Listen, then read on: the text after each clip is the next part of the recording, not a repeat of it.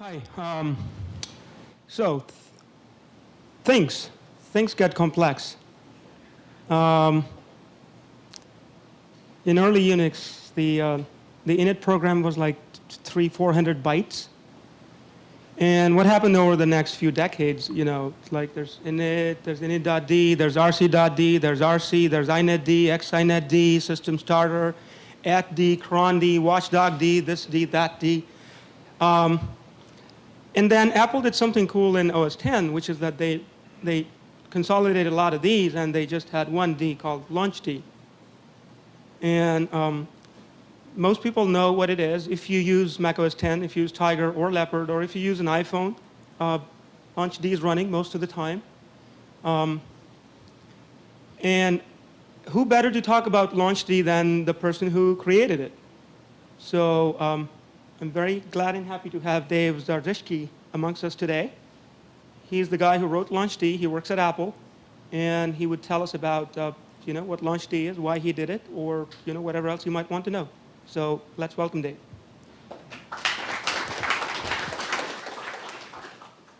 All right, thank you very much. I'm glad to be here. So I'm going to talk about launchd and managing processes with it.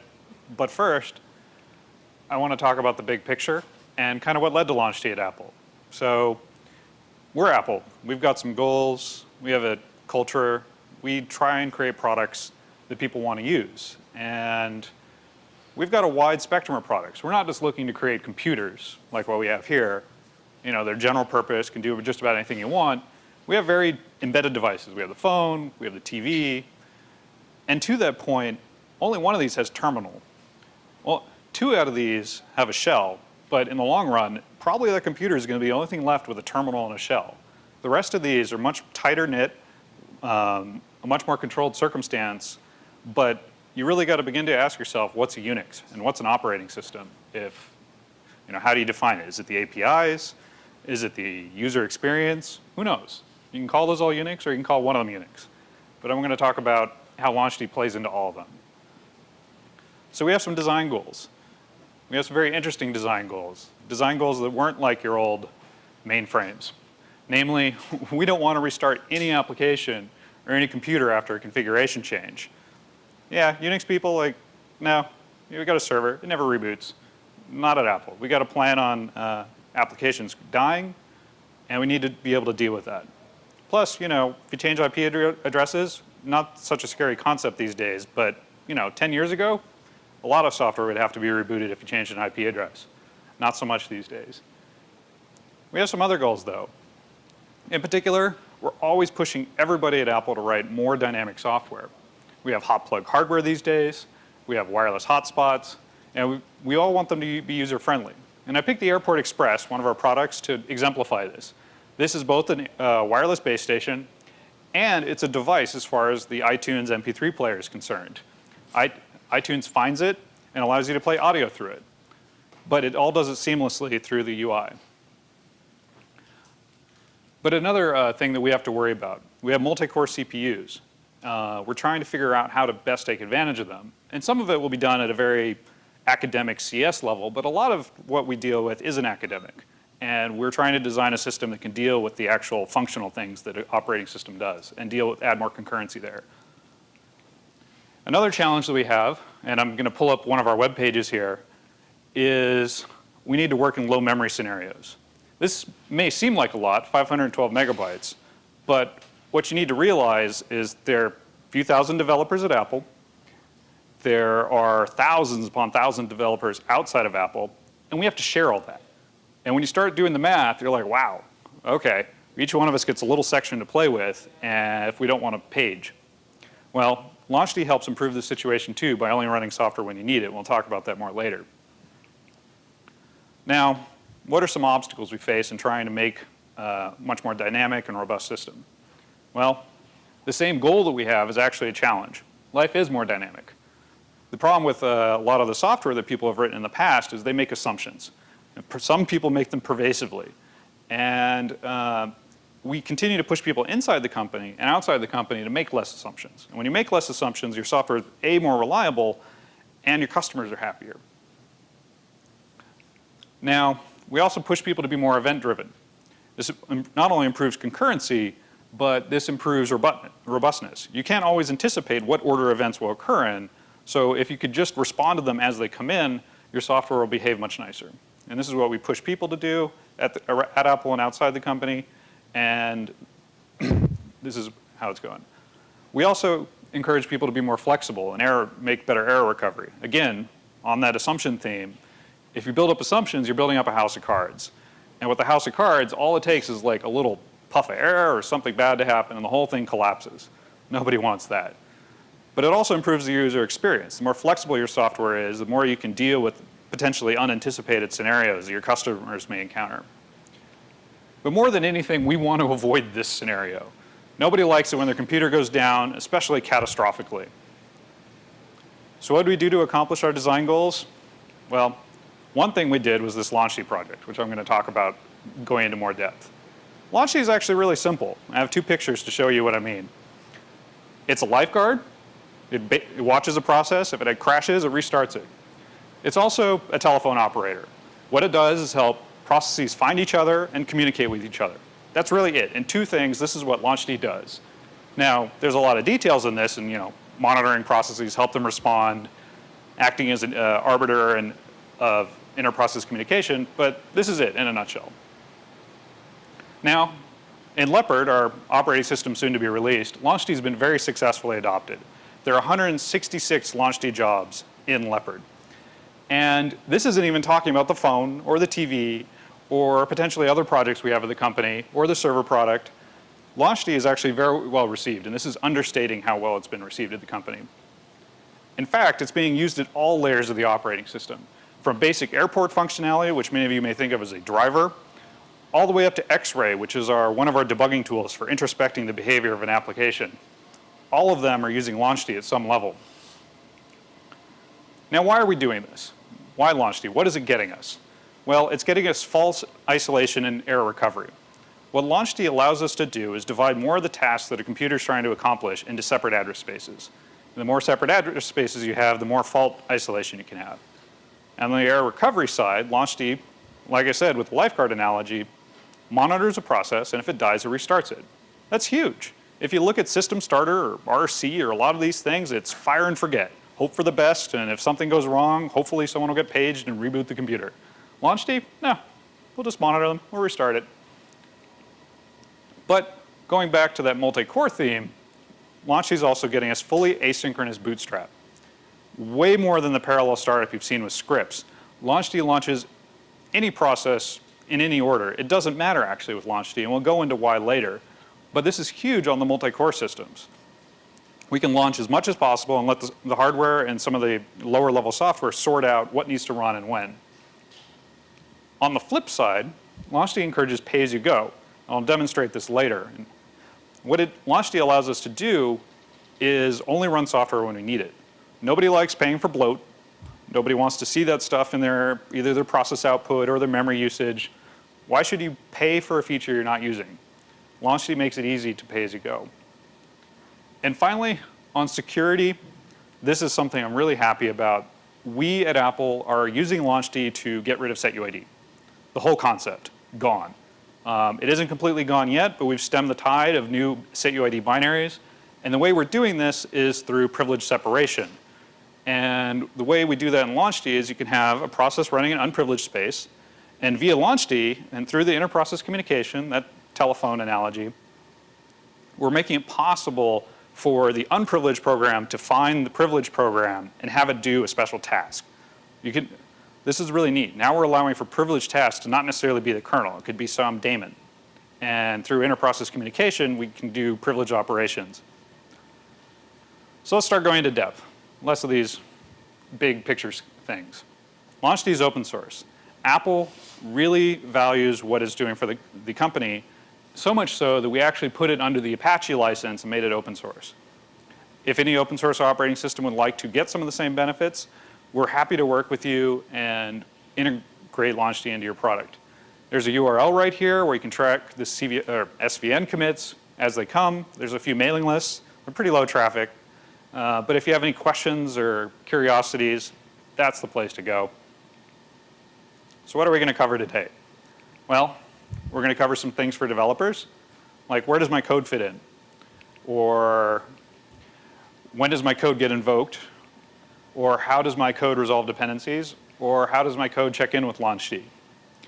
For sysadmins, we're going to cover why LaunchD is a good thing for you, because it's not just all about developers. Sometimes sysadmins do need to get involved.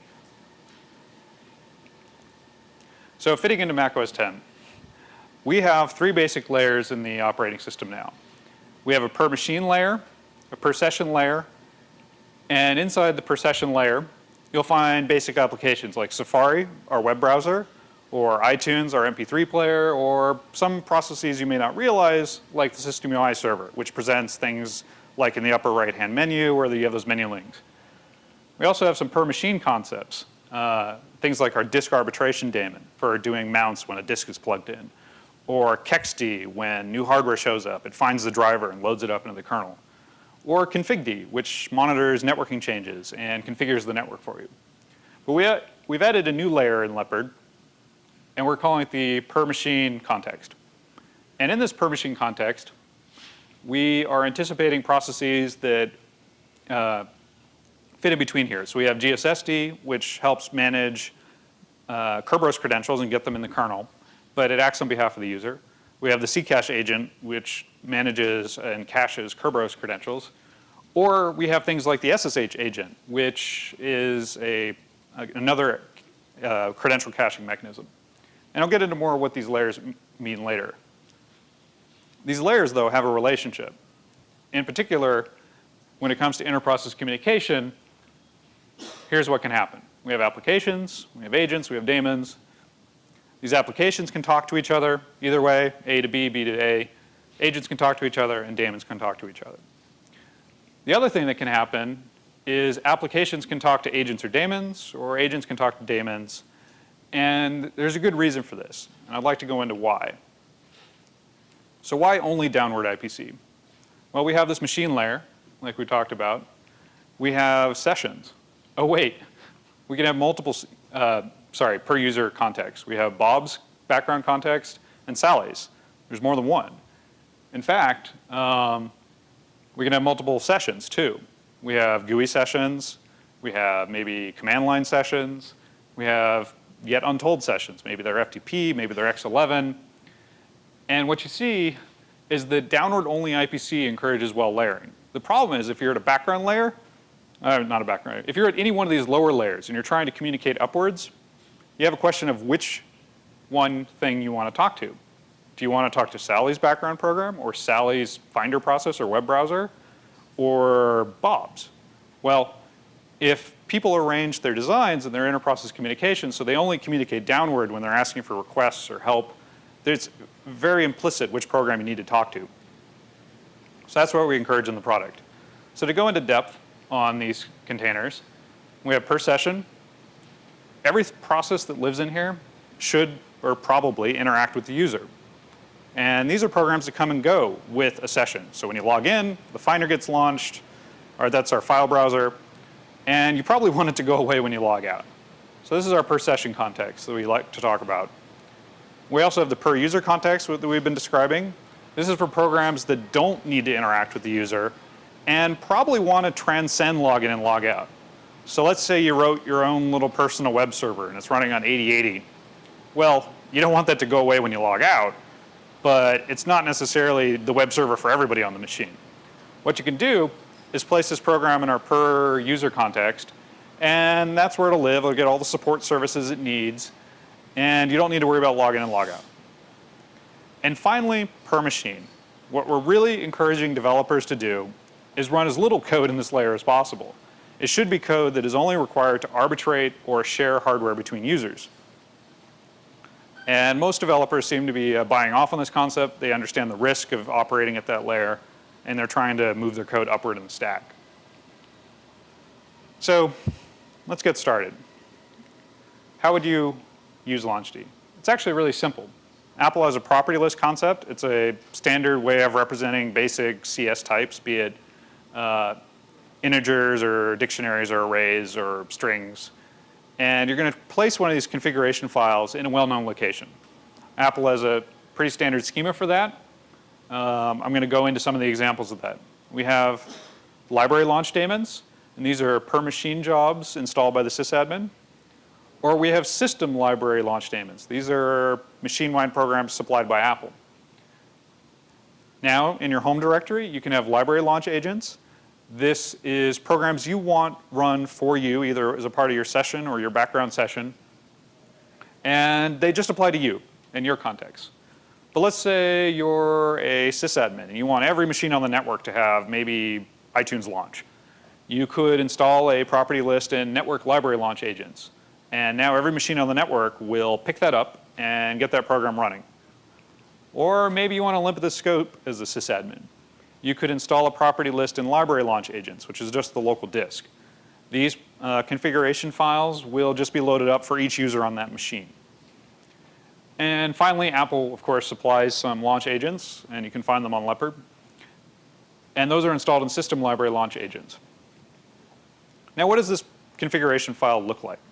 It's actually really simple. There's 3 basic keys. You have a label, which is a unique identifier for a job, and it's permanent. So unlike a PID, which is ephemeral, a label like com.apple.configd won't change, even though configd may crash and be restarted. You also need program arguments, and here's where I need to give an apology. This is more confusing than it needs to be. It is I'm going to just read this off because this is the best I could do. A pre-tokenized array of strings that corresponds to the second argument of main, including argv0. That part trips people up. So maybe I should say that differently. This is the second argument of exec v if you know Unix. The first argument will be inferred if it's not supplied via the program key. I'm really sorry this is more confusing than it needs to be. You can see the launch D and exec and man pages for more information. And finally, one last key, on demand. Setting this to false implies that the program should be kept alive indefinitely, and this tells launch D to restart it. That's it. That's all you need to do to have a program on Mac OS X be kept alive as long as you want. So what does that look like in the real world? Well, this is what one of our property lists looks like. It's a twist on XML. We have a dictionary, and inside the dictionary we have a label, and the key, the value of this key in this example is com.example.hellod. This is the name we've given it. We have the program arguments. In this case, it's user sbin hellod. And finally, on-demand false. This simple configuration file will keep hellod alive on Mac OS X. Now, let's talk more about the schema. There are more keys than I could possibly talk about, and I don't want to put you to sleep.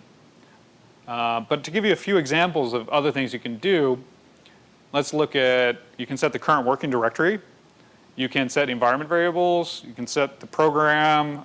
This is to skip path traversal or do funky tricks if you're a Unix expert. There's a username key. There's a start interval and start calendar interval keys. And there's a limit load to session type if you only want the program scope to different kinds of contexts. So be it when you're logged in at the GUI, that's the Aqua context. You can say background for if you want it to transcend your session. And for those of you doing really funky things and you want a program to be running at the login prompt, you can say login window. And when I bring all this up, as a sysadmin, you should be saying to yourself, wow, this is actually kind of cool. We have a standard schema now for representing all the attributes of all the processes that are running that I might care about. So unlike a shell script where I might just have to grep for maybe the nice key, nice command and hope for the best, or cd and hope that that isn't a part of some setup, but it's actually the ultimate working directory. That's just hodgepodge. With LaunchD, now you have standard configuration file representing all the process attributes in a standard schema. It makes it very easy to search and change things systematically. Now, dependencies. Dependencies is a topic that has come up time and time again. I'd like to go into them in depth right now and explain Apple's perspective on how they work.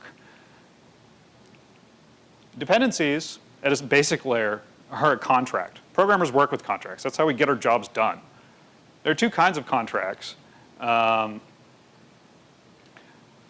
programmatic, the one that most people are familiar with and they think about when they program because they're programmers. And these are every API you've ever used. But the one that we sometimes forget are the data-driven contracts. In fact, this is what LaunchD is all about. Every configuration file is a contract with LaunchD about what behavior you can expect. And how does this start manifesting itself? Well, let's talk about resolving some issues that average daemon writer might face. If you're worried about networking state, like when the network gets plugged and unplugged or what the IP address is when you boot up, we have an API framework, a library, called the System Configuration Framework. You can use that. You can register APIs and find out when networking changes or what the current IP address is and respond to these events. And for disk changes, we have the disk arbitration framework. There you can find out when volumes are mounted, unmounted, and maybe do things with them. Or let's say device discovery.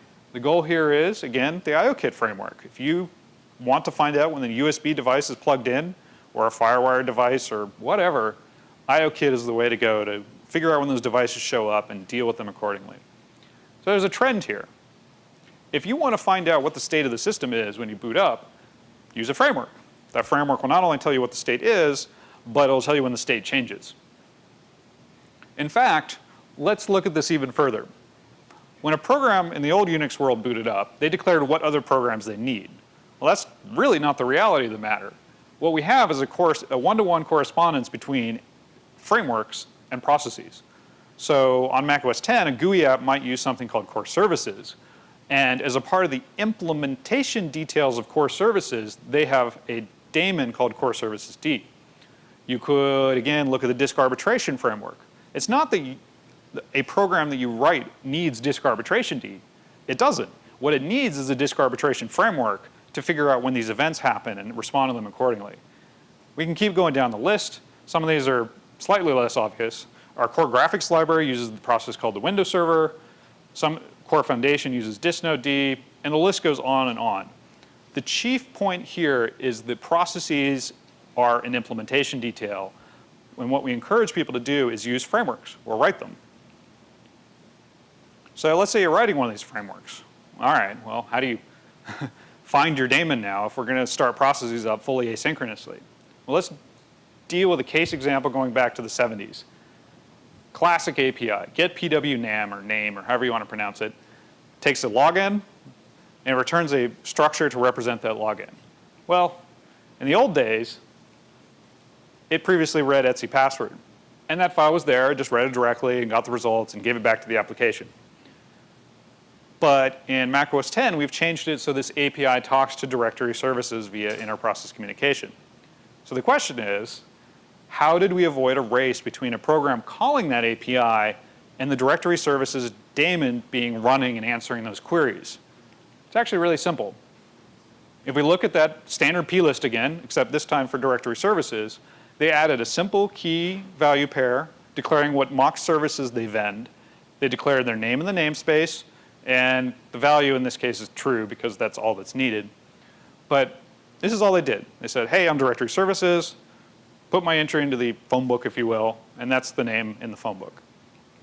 And the way this works out is a contract between LaunchD and your program. And what we promise is race-free IPC setup. The way we do that is that all the jobs for a given context, let's say a daemon, will be loaded up into LaunchD before any one of them starts running.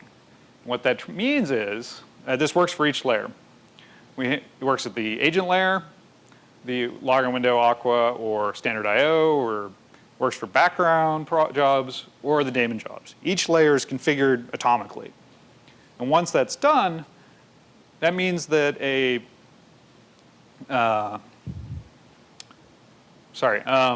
once that's done, that means that any process starts up can find any other process, even if it's not running yet. It can find the IPC handle, start sending it messages. Those will get queued up until the daemon actually comes online and starts draining the messages. Well, on the flip side, what does LaunchD not promise you? Well, this goes back to that framework conversation. We don't promise any networking is configured. We don't promise any auxiliary file systems are mounted. In fact, we don't even promise that all the hardware is being done probed yet. Your daemon might be running before that point. In fact, nothing beyond the ability to do IPC is done. So what does this mean? Use frameworks and make less assumptions. You know, even servers these days are being more dynamic. people are maintaining thousands of servers all at once, and they don't necessarily want to configure a file on them. They'd rather just assign them via DHCP. If you want to change that, you'd ideally just like to be able to go to your DHCP server and say, this server's new IP address is this.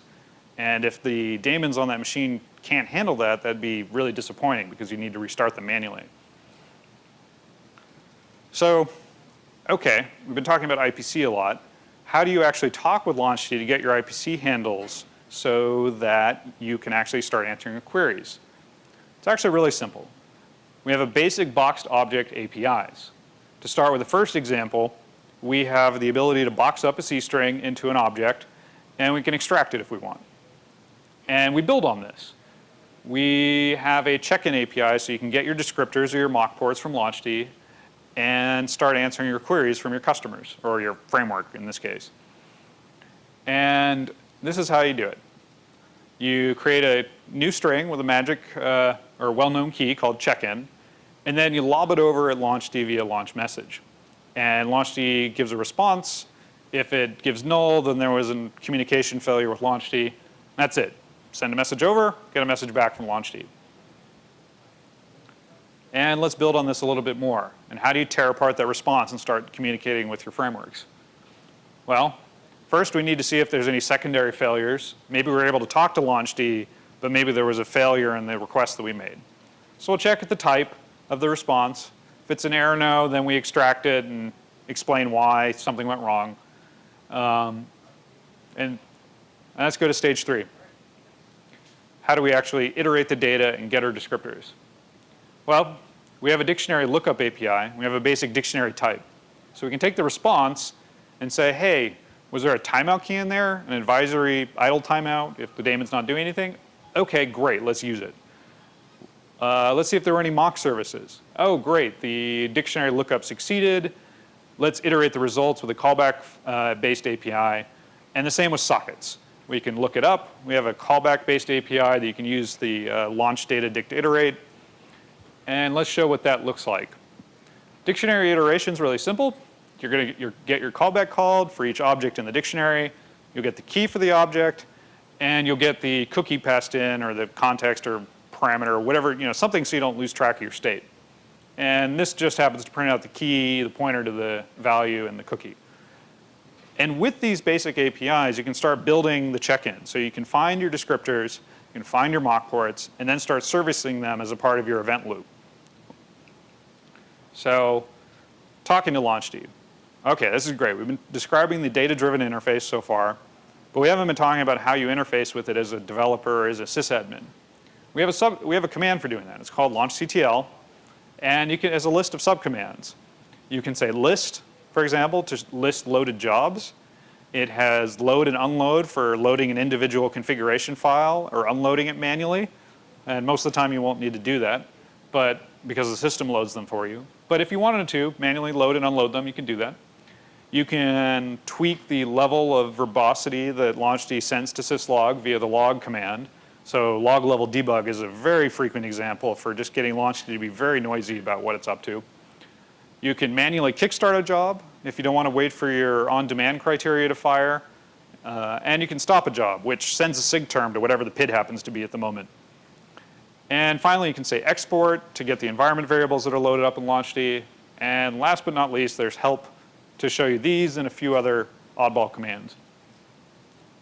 Now, things we've added for Leopard, things that we're very happy about, mostly because we use them, but we have mock IPC now. So it doesn't matter whether your program, your daemon, your agent, whatever, uses mock or Unix.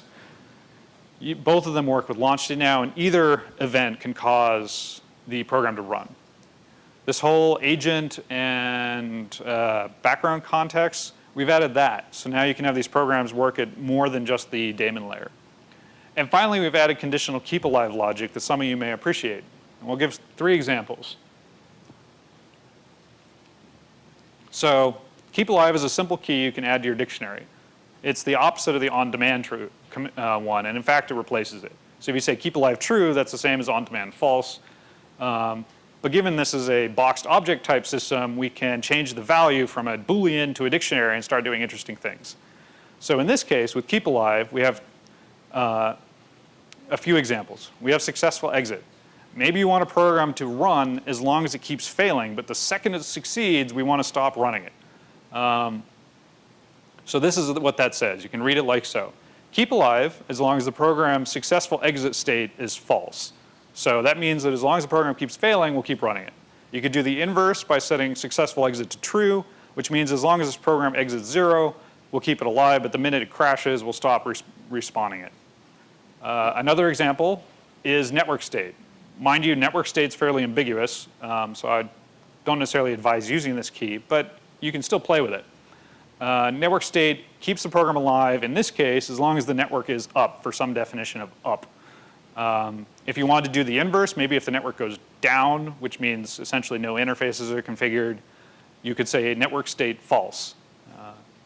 And finally, one that people actually are using, and I encourage people to use at Apple, is the past state example. What this allows us to do is dynamically, on the fly, as the file system changes, keep programs alive or based on whether a file is there or not a file, a path exists or is missing. So in this case, what this says is, please keep this program alive as long as the following path state, etc example.conf, exists. Maybe, and this is a common paradigm that's showing up in Leopard now. So we can have daemons that are configured to run when and if their configuration file exists. And this is very handy. It means that the minute the user configures something, maybe via GUI, and the file gets dropped down on the system, launchd notices and fires the daemon that reads that configuration file and takes action on it. You can also do the inverse if you want to do some kind of a semaphore mechanism. Maybe you can have one program run when a file's missing and another run when it exists. So these are 3 basic examples of conditional keep alives. Now, assumptions. We talked about these at the beginning. Sometimes you need to work around them. I'm going to show you a basic example using shell interpositioning with Apache. So Apache doesn't use the disk arbitration framework to find out when disks come online or not. And it probably doesn't use the system configuration framework to find out when networking changes. So there are a few commands on the system to wait for interesting conditions to happen. The system configuration framework team has been kind enough to provide a command that called ipconfig, and they have a wait all subcommand. And what that does is it makes a best effort for some semblance of networking to be up, and then it returns. Now, mind you, a laptop like that can have networking come and go all the time, so we'd still encourage the use of the system configuration framework to monitor for those events. Another example of a quickie KQ command is wait for path. And what that does is monitor for mount table updates and essentially monitors the file system to figure out when that path comes online. Once it does, it returns. So at this point, if we were working with Apache and trying to work around some of the assumptions it made, you could use these 2 commands to wait for networking to be up for some definition of up, and you could wait for the document root to be online. Once that's true, then we exec Apache with whatever arguments were passed to us. So to rehash some of our goals and then get into a demo, we would like program authors to recover from errors more often, and launchd will help you even if your program catastrophically dies. We'd like you to use some of our frameworks to monitor for events, and preferably, if you can, launch on demand. And the way that's done is via the IPC that we've talked about. If you're a framework author, please write a backend helper process and use the IPC features we provided. This is what will allow you to launch on demand and pay as you go. And now I'd like to get into some demonstrations about how we've integrated basic Unix technologies with launchd and launching on demand. So let's see.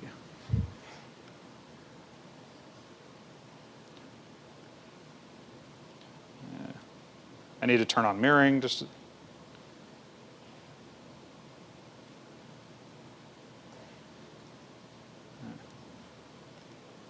All right.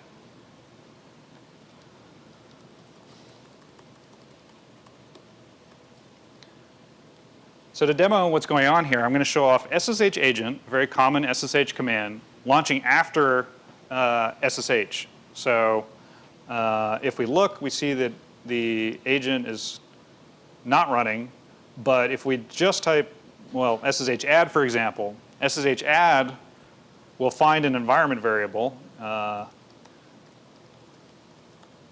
this one right here, and it'll connect to it, and it'll start sending it data. And by virtue of doing that, LaunchD will notice that because it's helping hold the IPC handle for the agent, and launch the agent on demand.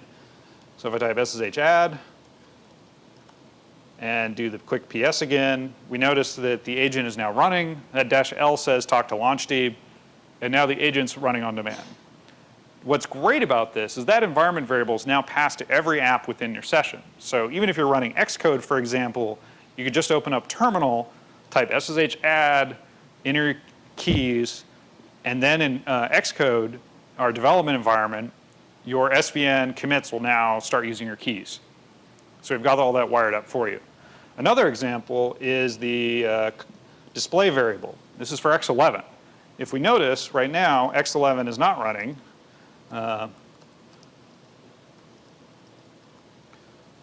And what we do is if we run, I don't know, X logo, it's going to start up X11 on demand just by talking to the X11 port.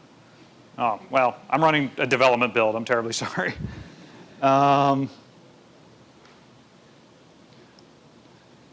Yes, yes, yes, ignore. Yeah, we're not quite done yet. And for example, launch CTL. Yes.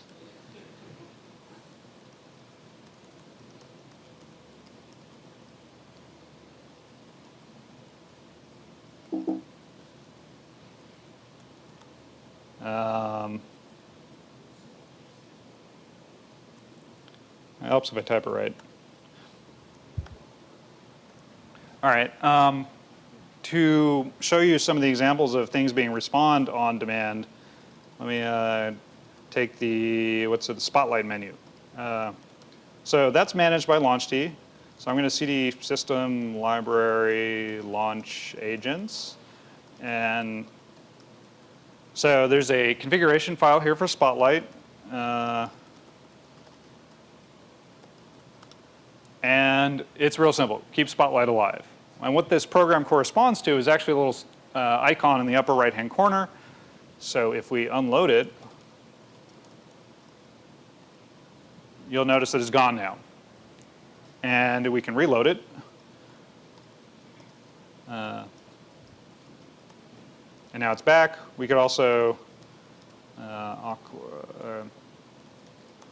so we notice that, well, 375 is the, PID 375 is Spotlight. We can kill it, LaunchD will restart it. And if you looked very closely, you would have seen it blink in the upper right-hand corner. So this is an example of that mechanism. SSH agent demos how using IPC can launch things on demand. And I'll show you some few other things for debugging. So you can say list. These are all the jobs loaded into LaunchD. This is your LaunchD too. Each user has their own LaunchD, and that's a part of the security that we've talked about. So there's about 68 jobs loaded up into the user's LaunchD. And if we sudo, there's about 101 LaunchD jobs loaded up into the system context. And this is really powerful since, of course, we're restarting things when they die. Launch CTL export. So these are the environment variables that every job gets loaded up with in LaunchD. Some of them are vended by the jobs themselves, like SSH authsock and the display variable from the X11 job. And let's see. I think that's it for demos. Of course, I could be really mean and kill all login window, and the whole session will be blown away.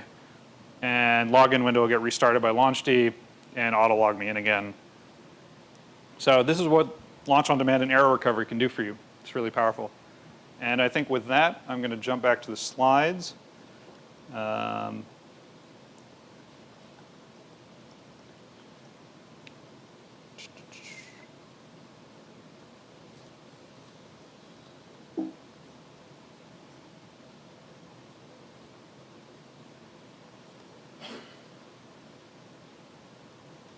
Oops.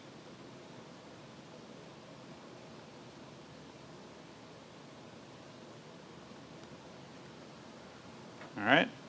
And, oops. So we have some more information if you want. To rehash, we have the open source website. And if you need some documentation, a lot of this was covered at WWDC, our developer conference, and you can go there. And finally, I thought I cleaned that slide up, but it's going to Q&A. So thanks a bunch. Okay. All right. Yeah. Process on your own. If you start a process on your own and will launchd monitor that and restart, or it will be aware only if I start the process through launchd?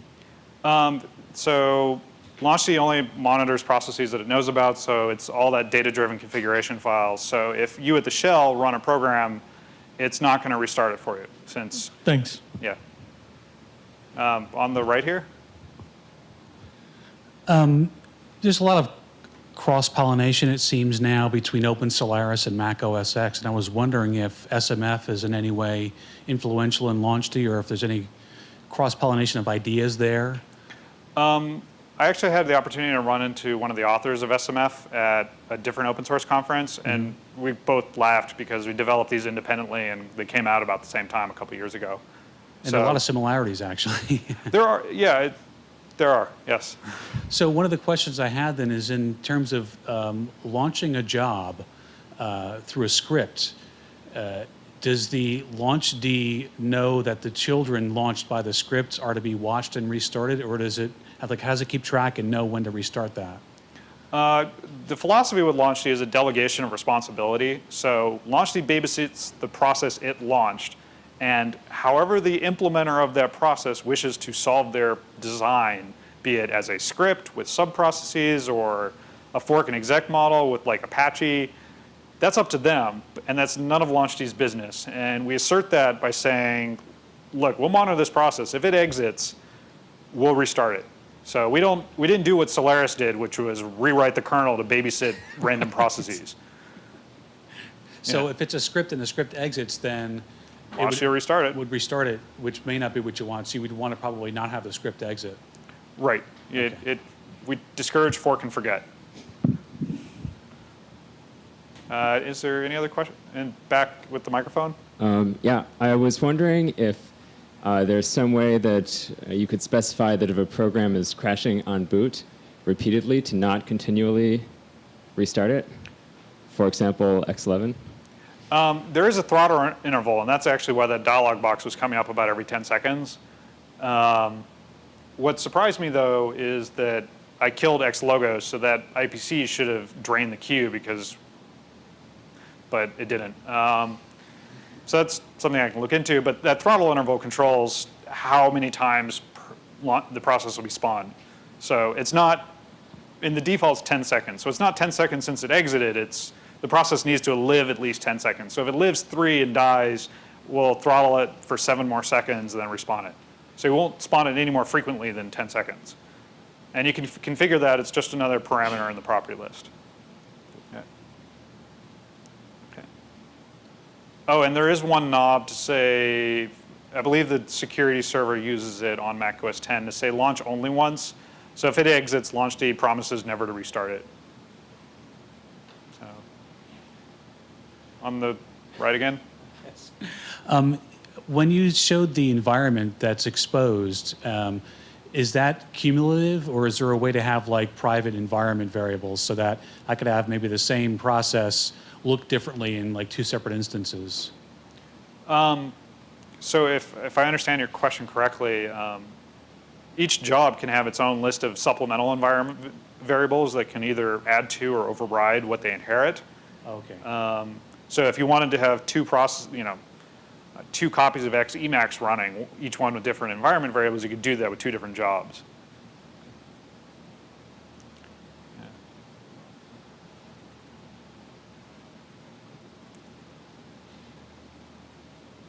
Yeah. Anybody else? Thanks for coming.